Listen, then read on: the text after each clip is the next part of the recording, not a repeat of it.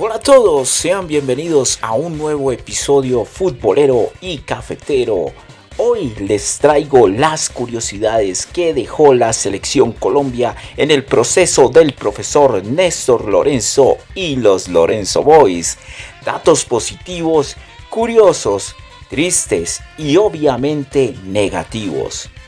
Los datos no tendrán un orden consecutivo, así que solo disfrútenlo. Y eso es, así que Football on Fire. Después de los 8 años de proceso del profesor Néstor José Pekerman, tuvimos un fútbol algo equilibrado entre ofensivo, pero más defensivo, que nos dio muchas alegrías. Uno que otro que no pudo ser, por ejemplo, con la llegada de Carlos Queiroz, aquel portugués que dirigió a los Galácticos del Real Madrid y 2 veces campeón con las juveniles de su país. La pequeña era del profesor Triple R Reinaldo Rueda, donde quedamos terceros de Copa América y donde faltó otra vez un punto para clasificar al Mundial. Pero bueno, cuando la selección era incertidumbre otra vez, y se llegaba a aseverar por parte de otros que Colombia volvería a tener 16 años sin ir a un mundial, pues tenga pa' que afine. Llegó la figura inesperada de Néstor Lorenzo, estratega que dio pasos importantes con el Melgar de Arequipa en Perú. Los hizo campeones y demás. Créanme, muy bien estuvieron parados en Copa Sudamericana hasta que Yesurum decide ficharlo, y es aquí donde se empieza a escribir una nueva historia en su timonel. Así que vamos con los datos positivos. Como primera y clave en esta historia, Lorenzo era discípulo de Néstor José Pekerman desde hace muchos años y las cosas de la vida lo puso en orden para dirigir a la cafetera, que tenía además un camerino roto cuando llegó. Los hinchas colombianos siempre se quejaron por la falta de propuesta ofensiva. Aún con Pekerman, el combinado llegaba a ser timorato.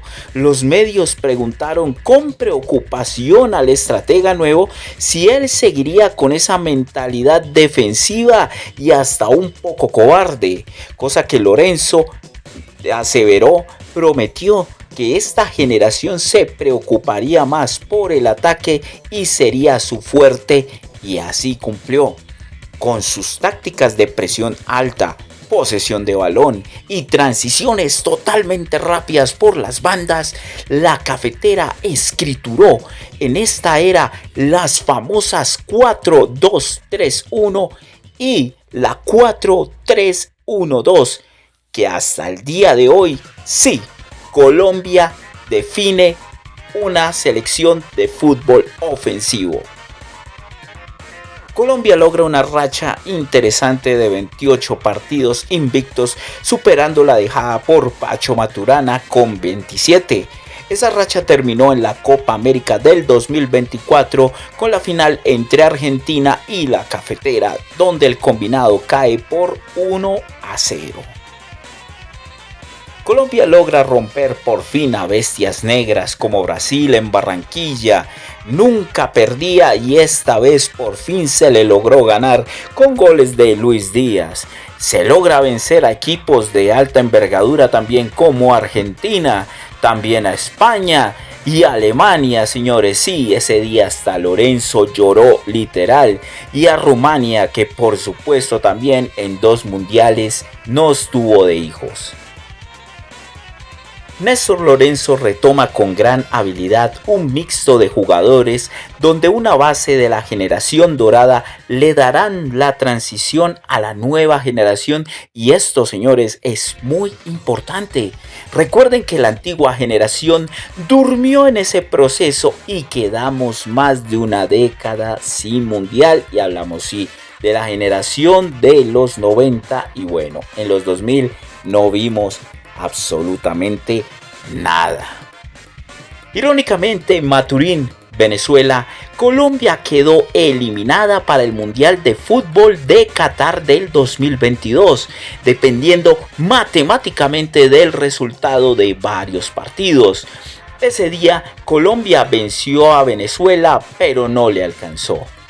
En 2025 Colombia volvió a jugar en ese mismo patio, ahora dependiendo de resultados ajenos para quedar en el segundo o tercer puesto de manera curiosa. Colombia ya obviamente estaba clasificada y bueno, quedamos de terceros. En la misma plaza venezolana, en 2022, la hinchada vinotinto se burló, nos vilipendió, hacían hurras para Argentina y Perú. James Rodríguez lloraba por la eliminación y un debutante, Luis Díaz, recién llegado a Liverpool y clasificado en la lista a Balón de Oro, veía con frustración su primer gran derrota. En 2025, en palabras previas de Joan Mujica en la final del partido de Colombia versus Bolivia, aseveró con determinación que Venezuela sería aplastada, y así fue. Colombia derrota a Venezuela y le niega la posibilidad de ir al repechaje en su propio patio. Colombia llegó a devolver lo que ellos nos hicieron años atrás. Lorenzo es el primer técnico colombiano que logra derrotar a Venezuela en su patio con un abrumado marcador de 6 goles en contra. Luis Suárez se convierte en el primer jugador colombiano en eliminatorias en convertir un póker de 4 goles. Irónicamente, frente a su tocayo uruguayo, quien también hizo un póker en eliminatorias, pero lo hizo de local ante Chile, el nuestro, el compatriota, lo hizo de visitante. James Rodríguez nos hace sentir que su fin está llegando y en esta era se ha dedicado con esfuerzo a superar récords. En Copa América se va como mejor jugador del certamen y en eliminatorias suramericanas es elegido como el mejor jugador de todo el certamen. Hágame el favor, incluyendo el récord de mejor asistidor de eliminatorias por encima de personas como Lionel Messi y Rafinha. Además estaría cerca de igualar el logro de Carlos Valderrama, donde compitió en 3 mundiales de fútbol. Camilo Vargas en la era Pekerman, Queiroz y Rueda tuvo que ser suplente, pero la paciencia es un talento de pocos y hoy es indiscutible en la selección, amado por la hinchada y está cerca de vivir su primer mundial como arquero titular. Esas velas a la Virgen sí valieron la pena. Luis Díaz vivirá su primer mundial curiosamente a los 29 años, siendo ya un jugador prácticamente veterano. Néstor Lorenzo, siendo argentino, tenía en incertidumbre a la hinchada cafetera si él, por su nacionalidad argentina, marrullaría los partidos para que Colombia no los ganase frente a la gente de su región, pero todo lo contrario. Muy profesional a su forma de ser, los puso a competir y a ganar, solo quedando como lunar la final de la Copa América. Néstor Lorenzo tiene como amuleto su famosa indumentaria de andar con un paño negro y una camisa vinotinto. Hubo un momento donde dejó de usarlo y los resultados no lo acompañaban. Siempre se veía opacado por algo, pero en el último tramo, después del trago amargo con Perú, en aquel empate ante una dura Argentina de local que era su próximo rival, Lorenzo vuelve a destacar con su camisa y su paño que lo distingue, y Colombia retoma ese estilo audaz con el que se le conoció en sus inicios y en la Copa América y retoma su camino. En solo 3 partidos definió su clasificación al Mundial, goleando, gustando, dejando un buen sabor de boca y pasando del 6º escaño al 3º. Muy cerca del segundo, eso sí. La selección Colombia de la era Lorenzo no depende de un jugador para hacer gol, y hablamos de un delantero. Aquí es bienvenido cualquier jugador de cualquier posición para que haga sus goles, desde defensas, medio campo, extremos y delanteros. Esta selección, generación de los Lorenzo Boys, tienen como un puntazo a favor la toma de decisiones rápidas para liquidar o remontar un marcador. Contexto que se fue perdiendo en la meseta, donde el estratega solo lograba empates y algunas derrotas. En un tiempo, la Colombia de los Lorenzo Boys fue temida por la pelota quieta, donde muchos goles entraron de cabeza. El nivel ha bajado, pero eso sí, no deja de ser peligroso para los rivales. Bolivia en la última fecha dependía de la selección Colombia, sí señores, aquel momento infartante donde Bolivia enfrentaba a Brasil y Colombia enfrentaba a Venezuela por ese famoso repechaje. Colombia ya obviamente clasificado, obviamente, el trámite hecho, pero por supuesto que la cafetera también dependía de la verde. Y aquí les comento, necesitaban que Brasil perdiera para superar el escaño del quinto puesto. Y curiosamente, gracias a la estampida ofensiva propuesta por Lorenzo en Venezuela, Colombia logra golear en Maturín. Logra también superar por diferencia de goles a Uruguay y así logra hacerse al poder del tercer puesto. De no haber sido por la victoria de Ecuador, Colombia habría logrado ser segunda de la eliminatoria. Colombia en 1994 fue una de las favoritas al Mundial de Fútbol y salió eliminado. Casualmente la nueva generación clasificó a este nuevo certamen en tierras gringas bajo un contexto totalmente diferente, una nueva visión, así que muchos dicen que el destino les prepara a los Lorenzo Boys una venganza dulce por lo sucedido en 1994. Que así sea, por favor, y que Colombia haga historia. Son mis deseos y de muchos hinchas. Y ahora, por supuesto, vamos con algunas pequeñas cosas negativas de la era Lorenzo.